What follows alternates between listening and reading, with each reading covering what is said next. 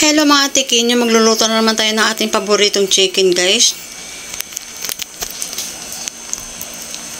Ayan, binabad ko na po yan, namarinate ko na po siya para ready to cook na siya, guys. Ayan, templado na po yung namarinate ko po yan. Ayan, mag-init po tayo ng mantika para yan po, ilalagyan po natin ng ating ipipritong chicken. Kailangan po mainit po yung mantika bago mo po ilagay yung chicken para hindi po siya dumikit. Kasi pangit po pag nilagay mo po yung niluto tapos hindi po masyadong mainit yung mantika. Didikit po yan, guys. Ayan, at saka mahina lang po yung apoy. Ayan po ay nakalimutan ko. Akala ko po ay mahina. Yung pala malakas po yung apoy. Kaya, ayan guys, na medyo nasunog po siya ng konti. Ayan. Hinaan po natin ang apoy. Ayan guys, nasunog po siya kasi may ginagawa po ako at nakalimutan ko na malakas pala ang apoy. Ayan, kailangan po natin ilagay sa tissue para hindi po siya, yung kanyang mantika ay ma-absorb po sa may tissue, hindi po siya mamantika, guys. Ayan, yan po ang aming ulam ngayon.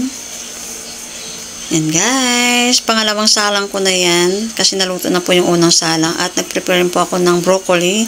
Yan po yung paborito ng aking anak at ginisa ko po yan sa may carrots.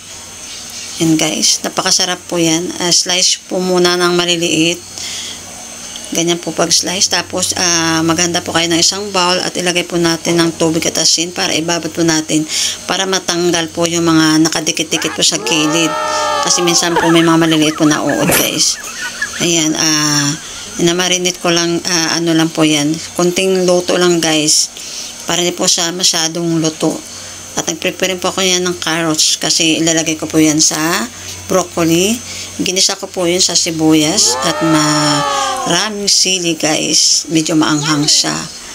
Yan guys, ginisa ko siya sa olive oil para malinam na at nilagyan ko rin po siya ng oyster sauce para lalo pong sumarap, guys.